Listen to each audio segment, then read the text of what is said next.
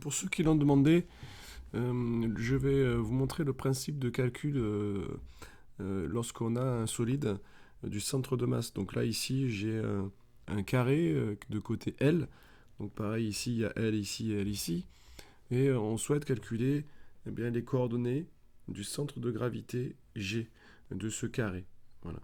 Donc on n'est pas dans du volume là, hein, pour simplifier. On va se mettre sur une surface. Donc en fait, ce carré, il a une masse surfacique qu'on appelle sigma. Donc on va avoir une masse qui va être égale à L carré fois sigma. D'accord. Donc là, il faut bien comprendre qu'on est dans un mode de simplificateur. On va simplifier. Et donc, par définition, la masse fois le vecteur OG à l'intégrale, ici sur la surface et pas sur le volume, par simplification, de quoi? De OM euh, ds fois sigma, alors sigma ds. Alors au début, dans le cours, on l'a appelé dm, voilà, dm, avec dm qui va être égal à sigma ici fois ds. Alors dans le cours, c'est pour la formule générale, ça sera pour un volume, c'est-à-dire qu'on va avoir euh, on aura dm est égal à rho dv. Pardon. Alors ici, qu'est-ce que vaut ds? Alors comme on est en cartésien, ds ça va être du dx fois dy. Alors ça c'est important de bien noter à chaque fois ce que représente la masse globale, le petit ds ou dv, et puis ce qui implique que mes deux paramètres variables vont être x et y. À ce moment-là, x, je sais que il y a 0 et L, et y variera entre 0 et L, ce qui va me spécifier les bornes de mon intégrale. Conclusion, MOG, ça sera l'intégrale entre 0 et L et l'intégrale entre 0 et L. Bien de OM, alors qu'est-ce que c'est OM? Eh bien c'est le petit point qui est ici, qui est à une coordonnée x et y.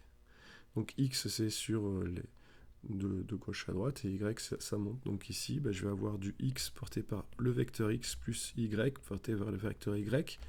Alors les vecteurs x et y, j'aurais pu noter i et j, ce sont les vecteurs simplement orthonormés qui fixent mon repère. Donc ici sigma dx dy. Voilà, donc je vais d'abord m'occuper de la première intégrale, donc celle-là. Ici, ça va être finalement donc l'intégrale de 0 à L, donc après primitive 2. Donc ici, la primitive de x, c'est x carré sur 2. Donc x carré sur 2 porté par le vecteur x plus x, y porté par y entre 0 et L et sigma dy. Donc ce calcul ici, ça va me donner du L carré sur 2 porté par x plus L, y porté par y. Conclusion, je reporte mon résultat pour que ce soit bien plus clair. Donc 1, 0 à L. Donc il me reste à faire L carré sur 2 x plus Ly porté par y, sigma dy. Voilà ce qu'il me reste à faire. Donc ça, je calcule la primitive. Donc L carré sur 2 y porté par x, parce que on est avec une variable y, plus L y carré sur 2. D'accord? Voilà.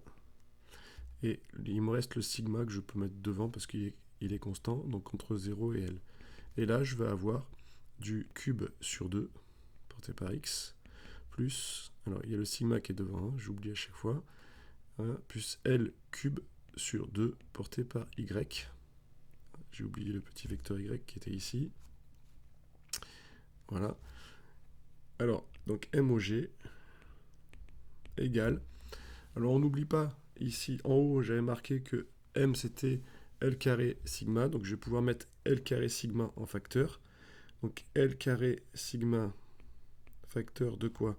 De L sur 2 porté par x, plus L porté par y.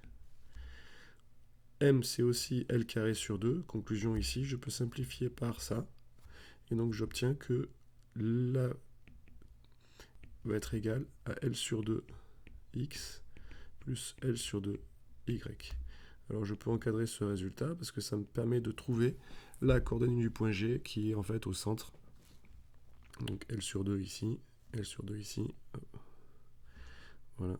Alors je l'ai presque mis et j'obtiens ici mon point G qui est au centre bien de mon carré.